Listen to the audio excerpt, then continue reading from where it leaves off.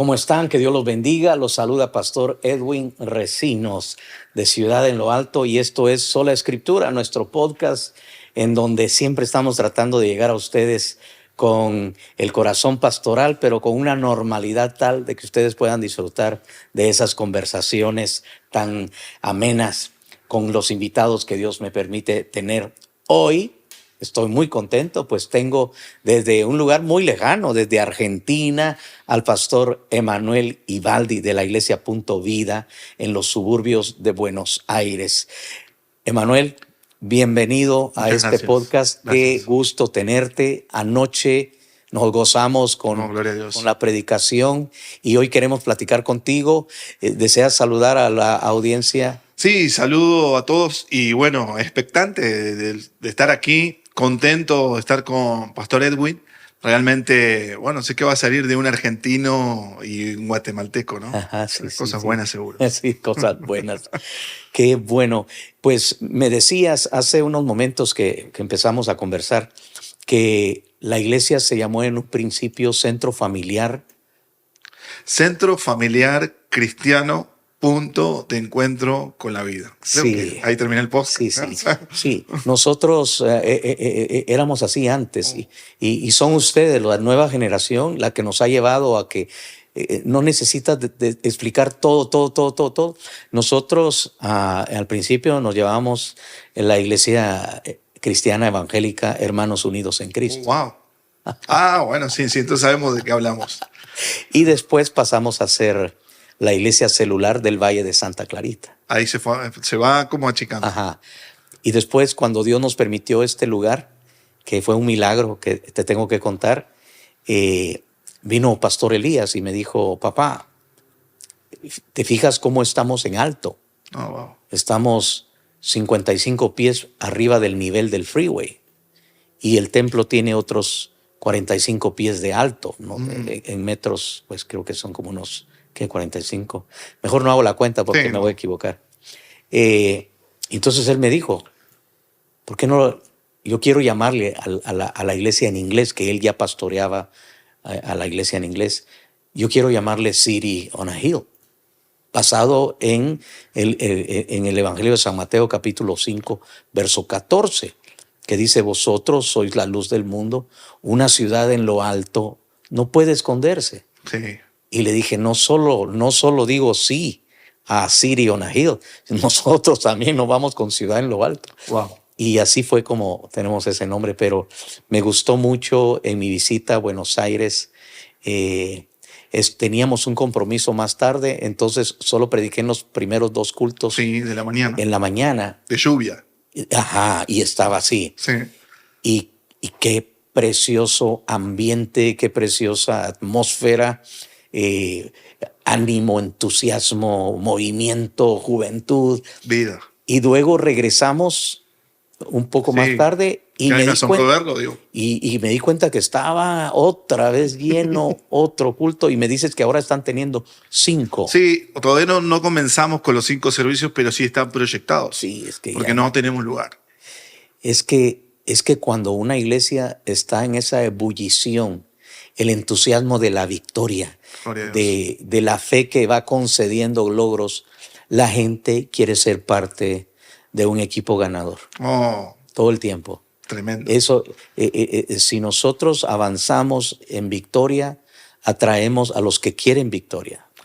Sí, el ADN de Punto Vida, o sea, como bien decías antes, y lo mismo pasó. Le digo a mi papá, o sea, no tenemos lugar para el letrero. O sea, imagínese qué largo es Centro Familiar Cristiano, punto de encuentro con la vida. Sí. En un momento me dice: ¿pero qué tiene de malo? O sea, vamos a trabajar en la identidad, y la identidad es muy importante. Digo, pregúntale a la gente cómo se llama su iglesia. Hicimos como una breve encuesta de 50 personas. Y de las 50, solo uno dijo: la iglesia se llama Centro Familiar Cristiano, y fue mi mamá. Y mi papá dijo: no, sí, hay que cambiarlo. Hay que cambiarlo, sí. ¿Y qué nombre propones? Sin perder la esencia, me dijo. Sí, exacto. Punto Vida. Claro. Tu papá me impresiona como un tremendo líder. Y ayer que te vi platicando con Pastora Rosana y y con esa niña, una de las hijas de Pastora Rosana, Damaris.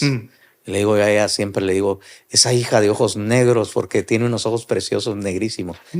Pero Damaris decía, ¿tú conociste a mi papá? Y yo, sí, lo conocí. Y entonces conociste, y resulta que la conexión que había desde aquellos años estaba ahí con ellos. Sí, Pastor Herrera fue alguien que apoyó a mi papá cuando empezó. Papá empezó muy joven con la iglesia y fue uno de los que apoyó a mi papá. Wow. Fíjate que quiero leer un pasaje, y esto se lo digo a nuestros amados. Yo quiero enfocar la entrevista básicamente alrededor de esta pregunta. ¿Qué hizo tu papá para que amaras el ministerio? Oh, wow. Eso va a ser. Bueno, tengo la respuesta. Amén. Y quiero ir a Salmos capítulo 103, versos 17 y 18, en donde dice la bendita palabra de Dios: mas la misericordia de Jehová es desde la eternidad y hasta la eternidad sobre los que le temen, y su justicia sobre los hijos de los hijos, sobre los que guardan su pacto y los que se acuerdan de sus mandamientos para ponerlos por obra, sobre los hijos de los hijos. Y en el ministerio hay muchas historias tristes de pastores que son, hasta donde alcanzamos a ver, impecables, hombres de Dios, gente buena, pero de alguna manera no lograron llevar a sus hijos a esa conexión con Dios. Entonces, ¿qué hizo tu papá? ¿Cómo? Pero lo que quiero que me describas la dinámica, qué mirabas en él, qué te impresionó, qué fue lo que al final hizo que tú dijeras, yo quiero eso. Lo mismo. Cuéntanos. La respuesta es algo sencilla. Muchos me preguntan a mí, y me pasaba de decir, gente que decía, no, o sea, predicas igual que tu papá, y tu papá se sentaba en la mesa y te enseñaba la palabra, ¿no? Pero tu papá te enseñó a predicar, no, directamente. Él no se sentaba o venía y, hijos, esta es la palabra de Dios y vamos a aprender. No. Lo que me impresionó de mi papá es que yo lo veía el domingo en la iglesia. Y ese mismo hombre que predicaba el domingo en la iglesia era el que toda la semana estaba luchando. Y todo lo que él decía, lo vivía. Y para mí fueron más fuertes las acciones de mi papá que las palabras. Porque al fin y al cabo creo que los hijos no hacemos lo que nos dicen, hacemos lo que vemos. Wow, te dio el ejemplo. Exactamente. Te dio el ejemplo. Ese hombre que daba la palabra de Dios, vivía la palabra de Dios. Wow, qué poderoso es eso. He hablado con hijos de pastor que no quisieron el ministerio. Y algo que ellos me han dicho y coinciden es, los marcó la hipocresía. Y no estoy diciendo con esto, mis amados, no quiero acusar a nadie de eso, y tampoco quiero decir que sea la única razón. Pero con algunos de los que he hablado, era subirse al auto y escuchar los gritos de su papá regañando o discutiendo con su esposa, la mamá de ellos, por lo que sea, ¿no? Entonces, ese hombre que estaba muy correcto, muy afable, sonriente, en cuanto entraba al auto, explotaba. Y en la casa era una cosa de que tienes que hacer esto y más te vale tal cosa y no te vaya a ver con cualquier otra. Y la vida de un hijo de pastor se volvió un tormento, porque había que pretender y había que demostrar un estilo de vida forzado. Y de ahí me viene a mí aquella expresión de máscaras y disfraces. ¿Verdad? Era aquello que se le forzaba al niño o al adolescente, te pones este traje y te pones esta máscara. Y entonces creo que los jóvenes, y yo fui joven, y sigo siendo algo joven, pero quieren ser auténticos, no les gusta, y por eso las revoluciones comienzan ahí, ¿verdad? en la búsqueda de la identidad. Tu papá te marcó de esa manera. Wow. Sí. Trabajamos mucho en la parte adolescente en la iglesia, porque es ahí donde le llamamos el punto de fuga. Ajá. Donde el muchacho o la muchacha cumple 12, 13, 14, 15 años y es ahí donde se define, ¿no? Y dice, no voy a ir más a la iglesia. O sí voy a ir a la iglesia. Entonces es trabajar en esa etapa, porque como con mi esposa trabajamos en ese sector y es el punto de fuga, le llamamos nosotros. Es ahí donde el niño deja de ser niño, siendo niño, ya no quiere ser niño, y empieza a descubrir aquellas... Y se da cuenta de que el papá no era un héroe, de que la mamá no era una heroína, y empiezan las desilusiones. Se decepciona. Sí, las decepciones. No sé dónde, no me acuerdo dónde, pero algún poeta, en algún poema, en algún lugar leí el día más triste de mi vida, escribe ese poeta. Dice, el día que mi ídolo se derrumbó. Y se refería a su papá. Oh. El día que llegó a una edad en la que vio que su papá no era lo que él de niño pensaba que era. Y fue un día muy duro, dice, muy triste, porque ese día tuvo que confrontar la realidad de que mi papá, nada que ver, ¿no? Sí. Y fíjate que nosotros, Pastora Mary y yo, siempre tratamos de ser auténticos. Y algo que la gente dice es, bueno, ustedes donde quiera son lo mismo. Pero una de las cosas que yo quería, porque yo siempre tuve un carácter muy fuerte, ¿no? Y muy mandón, y muy demandante. Y bueno, la historia mía es, un día fui a terminar a un hospital con un ataque cardíaco, pero era producto de la presión, del estrés, porque yo demandaba de mí mismo. Y entonces, cuando pude analizar y entender con la ayuda de profesionales, yo fui a parar a una clínica de salud mental, porque el hospital me dijo, usted no tiene nada físico, pero usted necesita ir acá. Y me dieron una tarjeta y ahí decía clínica, aquí le dicen Mental Health Clinic, clínica de salud mental. Yo nunca oí de un pastor que tuviera que ir, o sea, eso no existe, nunca existió. Sí, y sin embargo... Quedaba mal visto. Sí, y sin embargo me atreví, porque vino a mi mente y a mi corazón una voz que decía, no vas a perder nada, pero algo puedes aprender. Y cuando fui a ese lugar, me hicieron un cuadro de mi, eso le llaman personalidad. Y un montón de preguntas. Yo creo que eran más de 200. Análisis de personalidad. Y salió que era un perfeccionista, ¿cómo le dicen a esto? ¿Compulsivo? Perfeccionista.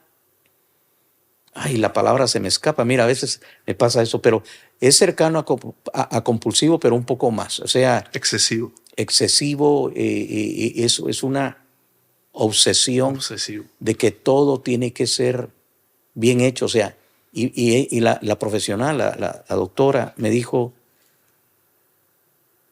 qué terrible ha de ser estar casada con usted y qué terrible ha de ser que usted sea el papá y pobres los que trabajan con usted. Porque así como usted demanda de usted, me imagino así demanda de todo. Y le dio al clavo. O sea, aquí nadie podía fallar y hacer algo porque te va a ver Pastor Edwin, va a venir Pastor Edwin. Entonces, en esos años, Elías era todavía un preadolescente. Mi hija también todavía menos. Y yo tuve que ajustar, aprendí mucho, por cierto. Fue volver a nacer. Porque me dijo, si usted quiere morirse, siga por ahí. Entonces, obviamente no me quería morir y me dijo, usted siendo pastor, porque obviamente me dijo, y por cierto, me dijo, usted es el primero que yo atiendo en esta clínica. Cuando yo le dije que era pastor, se bajó los lentes así, dijo, pero me dijo, usted siendo pastor debería saber que usted no es Dios, pero usted no lo sabe. Entonces yo me sentí un poco ofendido porque, sí, ¿cómo? O sea, tengo un complejo de Dios o algo así. Y me dijo, no, a lo que me refiero es que Yo entiendo que yo no puedo solucionar todos los problemas, yo no puedo componerle la vida a la gente, yo no puedo hacer milagros, yo no puedo hacer sanidades. Es Dios el que hace todo eso. Entonces, yo entiendo que nuestro deber, me dijo ella, y entonces entendí que ella también era cristiana, porque me dijo, lo que yo entiendo es que nosotros le damos a Dios los problemas, intercedemos por alguien, damos un consejo. ¿Era cristiano o el Señor la estaba usando? Pero es Dios. Y me dijo, en aquel tiempo teníamos 200 miembros, y dijo, usted tiene 200 problemas encima. Pero entonces yo tuve que corregir y platicar. Lo que sí tuvimos fue conversaciones. Mi hijo todavía me dice, lo bueno que tú tuviste es que siempre hablabas con nosotros, siempre hablamos, incluyendo aquello de que esto no estuvo bien. Y yo no quiero ser así.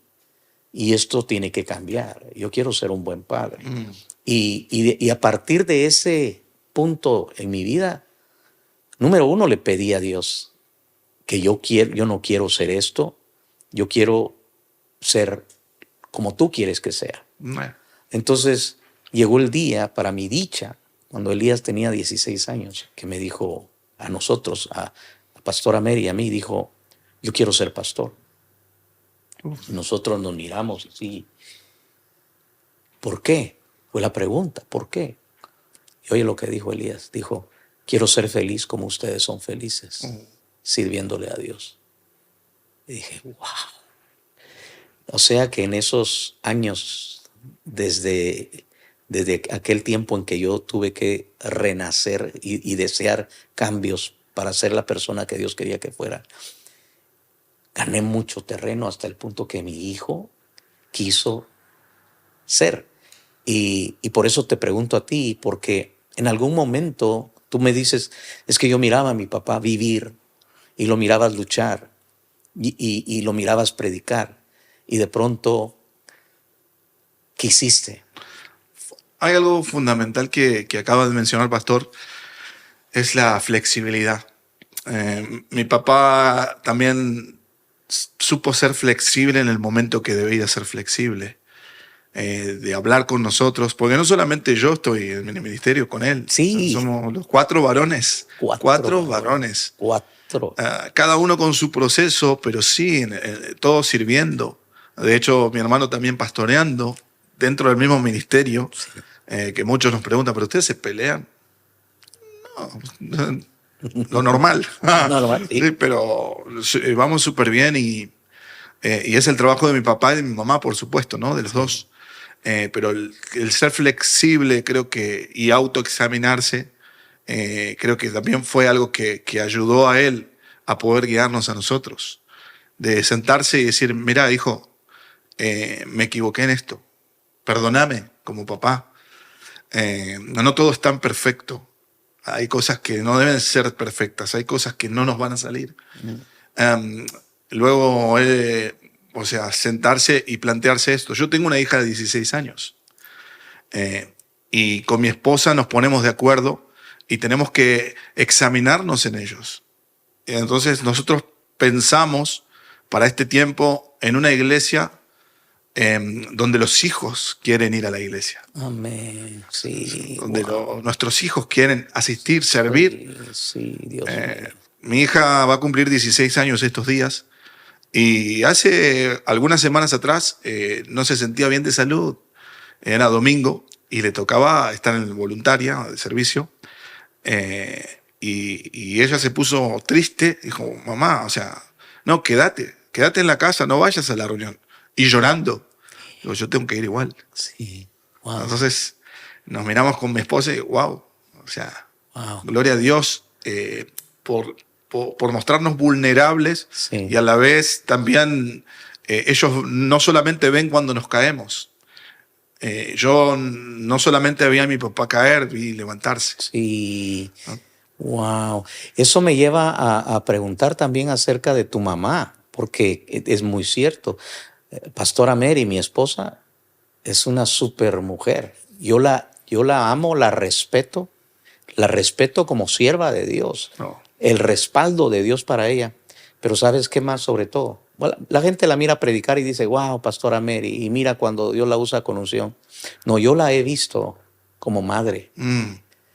Yo la he visto. Es una mamá y una abuela que es como para escribir un libro, ¿verdad? Entonces, en el caso tuyo, ¿qué influencia tuvo mamá? Porque papá, por una parte, es el que aparece, pero mamá de aquí habla un poquito más, ¿no? Aconseja. Mamá, si hay algo que destacar, yo creo que mi papá tiene el 40% de los créditos y mi mamá el 60%. y algo que aprendimos en nuestra casa, imagínate, o sea, una mujer, 4 hijos varones. Y ella nos enseñó, hijo, si tú quieres que se diga algo, dile a un varón. Si tú quieres que se haga algo, dile a una mujer. Entonces mi mamá hizo hijos, hizo hombres de Dios. Sí. ¿No? Y ella se enferma a los 27 años. Cuando nace mi tercer hermano, le detectan una enfermedad que es artritis reumatoide, Sí. donde los huesos se empiezan a debilitar internamente. Durísimo. Y sí, muy doloroso. Y ella iba a quedar en silla de ruedas a los 30 años. Y de hecho Dios hace un milagro, porque hoy está con vida, hoy disfruta de sus nietos. Sí, disfruta de sus nietos, wow. Regaña a sus hijos y regaña a su esposo. Sí, como tomamos. Sí, perfecto. Está con un tratamiento, hace 35 años lleva de tratamiento, pero una mujer de fe, una mujer de acción wow. y sobre todo una mujer de sabiduría.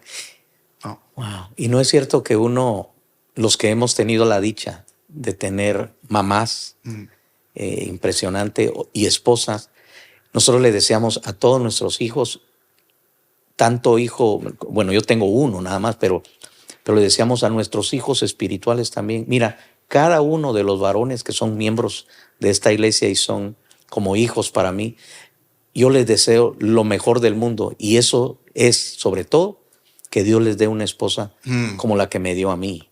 No tiene que ser idéntica, porque cada pareja tiene su dinámica, ¿no? Sí. Pero que sí sea el uno para el otro y que juntos alcancen eso, a ser felices sirviéndole a Dios. Sí. Recuerdo una enseñanza de mi mamá. Bueno, ella también es la mamá de mi esposa. O sea, mi esposa perdió a su mamá hace varios años y hoy es como la mamá de mi esposa también. Sí. Es tremendo. Y mi mamá siempre nos decía, hijo, no busquen una princesa, busquen una guerrera. Wow. Porque la princesa la tienen que servir. La guerrera va a pelear al lado de ustedes. Wow.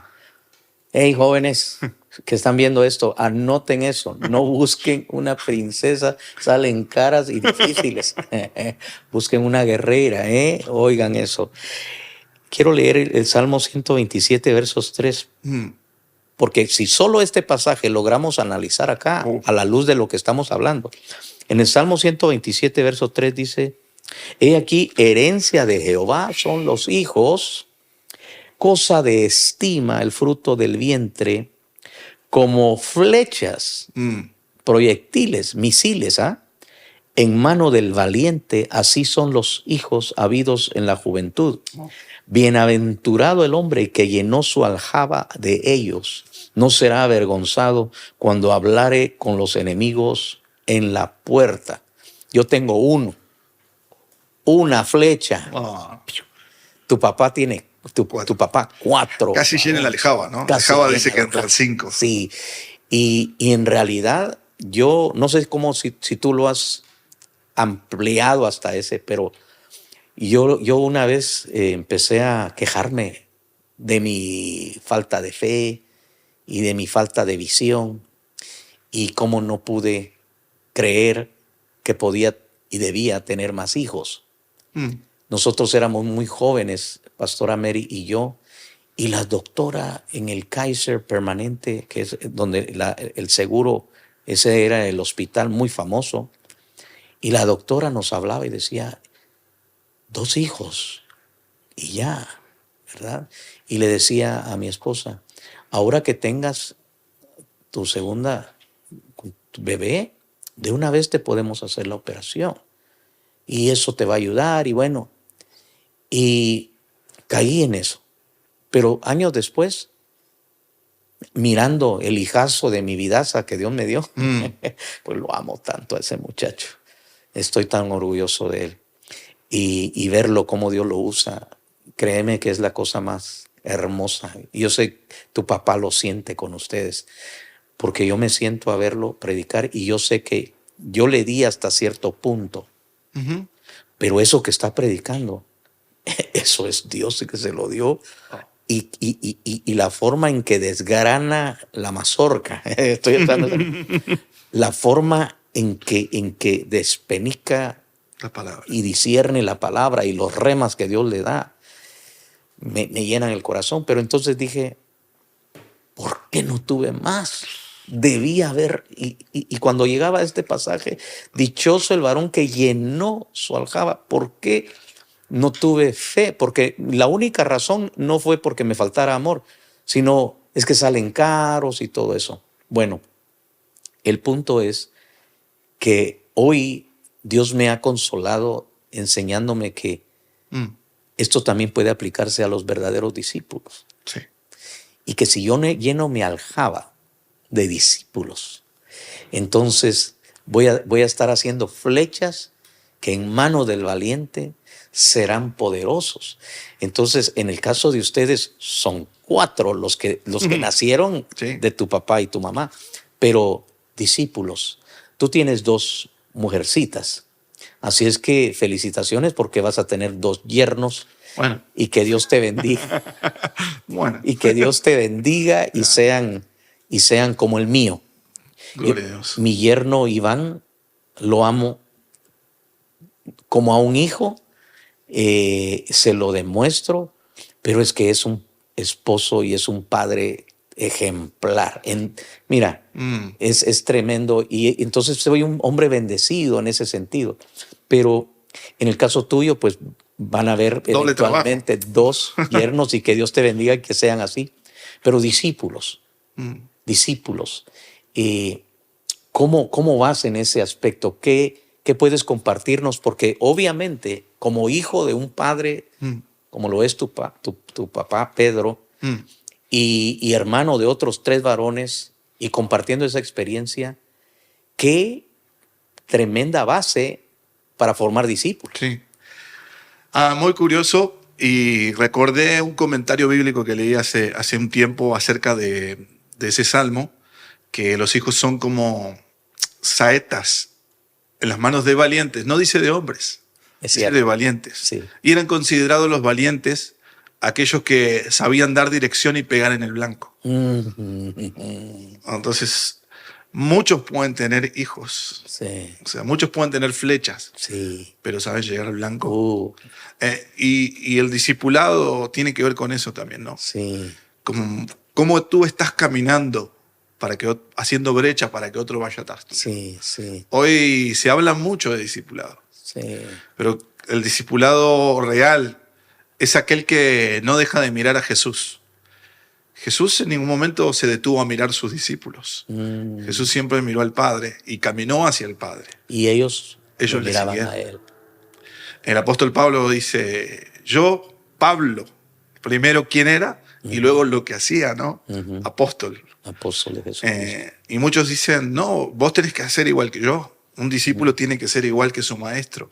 Y no se trata de ser igual que el maestro, sino de seguir lo que hace el maestro. Por eso yo lo veo como hijos. Y en mi discipulado enfatizo más la relación que otro pasaje más. Porque hoy hay palabra que puede llenarte las orejas y el cerebro. Y si no te alcanza con lo que predica tu pastor, ¿cuántos? Yo sé que se meten a YouTube y tienen sus predicadores y ven podcasts. Miran podcast y todo eso. Pero ¿qué es lo que el discipulado, qué es lo que lo hace sobresalir? Es la relación. Sí. Que lleguen a ver que de verdad los amo.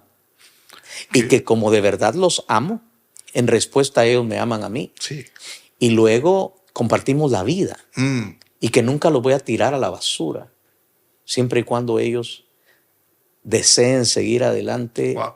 Entonces yo hago un pacto de por vida. Cuando yo tomo a un discípulo, le digo hasta que la muerte nos separe.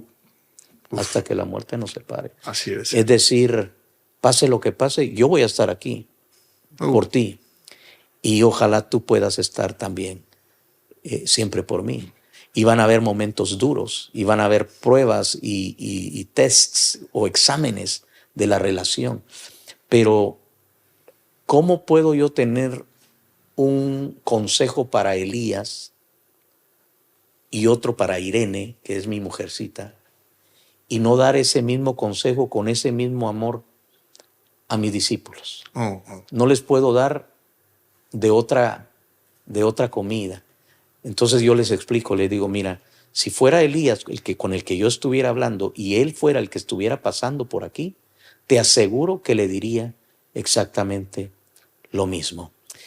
Nos pasamos un minuto. Estamos bien. Pero, Emanuel, lástima que el tiempo se nos acaba. Sin embargo, habrán muchas más oportunidades de tener estos podcasts y tenerte. Realmente el tiempo voló. Pero gracias por abrir tu corazón. ¿Hay algo más que quisieras acerca del tema que tratamos de dejar establecido para bendición de los que en Argentina te van a ver? Porque te voy a dar el link y te van a ver y te van a aplaudir así, yeah. y también para los que nos van a ver acá, los que nos hacen ese honor de siempre ver sola escritura. Solo algo cortito que recordé. Unos años atrás había fallecido un pastor y fui al velorio y yo conocía al hijo del pastor. Y el hijo del pastor no congregaba hace mucho, no iba a la iglesia y no lo veía, no lo vi nunca más. Y lo vi en el velorio. Y estaba bien enojado, bien triste, obviamente porque falleció su papá, pero también porque me manifestó un enojo y él me dijo: es que todos los que están acá robaron a mi papá. Me robaron a mi papá. Estaba grande el muchacho y me robaron a mi papá. Y gracias a Dios pude hablar con él y explicarle: mira, no, o sea, nadie te robó a tu papá. Tu papá consagró su vida al Señor y perdónalo, porque tal vez no supo cómo hacer. Estoy seguro que tu papá te amaba como nadie. Y él con lágrimas manifestando, sí, pero o sea, se ocupaba mucho de otros y de mí no. Sí. Es un caso típico. Pastores y futuros pastores nunca hagan eso. Pienso que una de las cosas que Dios me dio luz fue darles a mis hijos ese lugar. Sí se puede, sí se puede. Sí puedes darle a tu esposa, le puedes dar a tus hijos y le puedes dar a la iglesia. Tienes que ser una persona lo suficientemente sabia para administrar tu tiempo y tienes que darles las prioridades. Mi esposa no quería el pastorado, pero yo le dije: tú siempre vas a ocupar, o sea, primero Dios, después tú y mis hijos. Sí, totalmente. Y luego todas las demás personas. Y lo hemos logrado y gracias a eso mis hijos están en el Señor. Y Elías, pues espero que él también, él ya está dando esos pasos para que Elisha y Zion también. Elías sueña y tuvo un sueño o tuvo una revelación, no sé cómo llamarlo, pero cuando me lo describió, hace de cuenta que yo también lo vi. Me dijo: papá, yo miré a Elisha dando la palabra, pero con autoridades del púlpito, y Zion metido entre la gente poniendo manos. Y le digo: lo vamos a ver. Gloria a Dios. Va a llegar el día en que lo vamos a ver. Gloria a Dios. Y este muchacho llegó a la conclusión. Sí. Luego entendió, gracias a Dios pudo entender. Hoy está pastoreando. Qué alegre. No, sí. Qué alegre. Pero me quedó esa pregunta en mi corazón: ¿cuántos hijos de pastores se han apartado? Se han alejado. Y no porque su papá sea malo, simplemente a veces es falta de sabiduría. O pasan cosas en los corazones de los pastores que no es a propósito. Y terminan ellos heridos, pero gracias a Dios, Él tiene misericordia de todos. Amén. Y gracias a Dios porque en algún momento nos habló y en algún momento nos ayudó a poder hacer las cosas distintas. No teníamos ese ejemplo. Al menos yo no vi en aquella generación, era tanta la demanda, era tanta la presión, Sí. y era tanto la cultura evangélica cristiana que llevaba a controlar muchas veces las expectativas de los pastores y sus hijos, y eso afectó. Pero bueno, el tiempo se nos acaba. Esto fue Sola Escritura con el pastor Emanuel Ivaldi de Buenos Aires, Argentina, y un saludo para todos los de la iglesia Punto Vida. Y yo quiero llegar de nuevo, así es que Sí. primero Dios se logre, si no este año, el que viene, pero esta conexión ya está establecida, y gracias por prestarnos a su pastor. Es una gran bendición, tremendo comunicador, predicador, maestro, bueno, todo. Que Dios los bendiga. Saludes a todos en el nombre de Jesús. Bendición.